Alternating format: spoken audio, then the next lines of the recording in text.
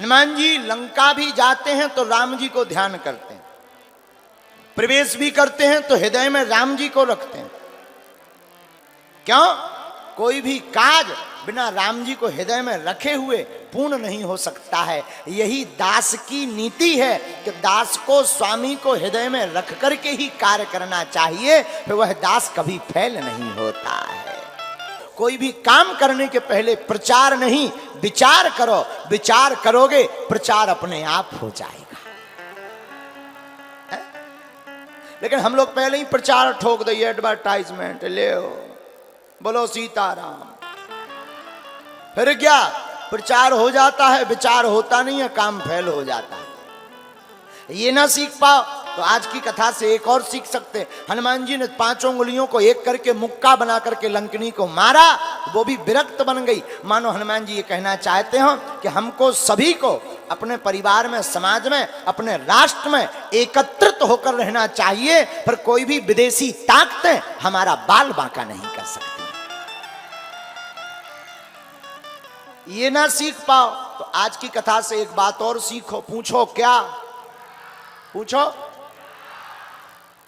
सोते सब हैं, लेकिन जो काम में सोते हैं उन्हें रावण जगाता है। जो राम को हृदय में रखकर सोते हैं उन्हें हनुमान जगाते हैं। आज की कथा का 5वां सूत्र, और अगर ये 4 ना भी सीख पाओ, शायद तुम बिहारी आदमी आओ, खा पी के ज्यादा भात आ गए हो, चावल ज्यादा खब गए हो, पानी कम पे वो हो, पंडाल से निकलवे ना मिलो हो। कई जन के तो पसीना में मेकअप बहा गए,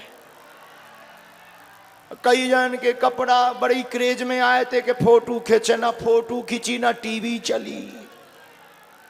कई लोग तो अच्छा, कई लोग हमने देखे हैं, कई लोगों की भक्ति बड़ी अद्भुत होती है कि उनके सामने कैमरा जाएगा, वो भी सीताराम सीताराम सीताराम सीताराम, और कैमरा ना जाए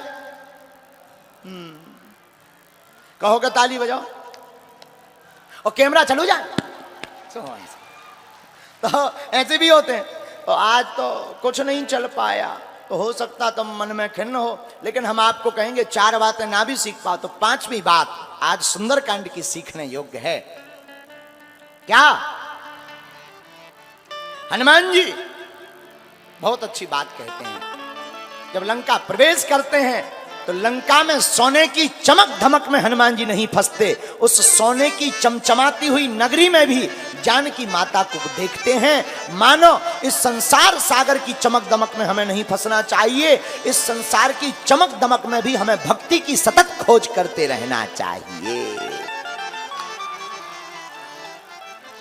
जो इन 5 में से एक भी सूत्र आज का स्वीकार कर लेगा उसे सुंदरकांड की महिमा समझ में आ जाएगी। सुंदरकांड इसलिए सुंदर है कि राम जी का बंदर भी सुंदर है। एक बात और, 6वां सूत्र और ले, तुम्हारे काम आएगा। काम काज का बंदर नहीं होना चाहिए, राम काज का बंदर होना चाहिए।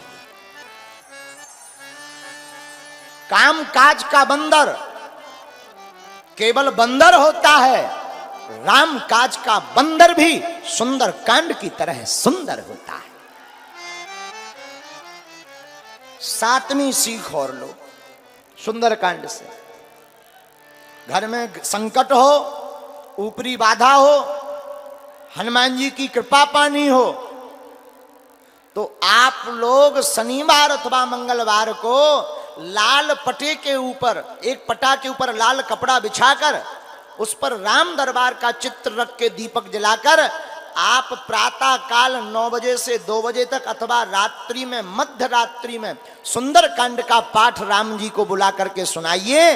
आपका घर भी, भवन भी सुंदर हो जाएगा। और जो आपको चाहिए उस चौपाई का संपुट लगा करके आप सुंदरकांड का पाठ करिए, तो आपको अप्राप्त वस्तु भी हनुमान जी की कृपा से प्राप्त हो जाएगी। लेकिन नियम पूर्वक हम लोग क्या करते हैं, 3 मंगलवार तो पढ़ लेते, 4थे मंगलवार सो जाते हैं। बोलो सीताराम। फिर कहते गुरु जी हनुमान जी की कृपा नहीं हो रही है, ठटरी के बरे। कहां से हो जाए? हनुमान जी की कृपा तो तभी होगी जब सतत आप उनका ध्यान करोगे। तो सुंदर कांड का पाठ बड़ा ही ताकतवर है।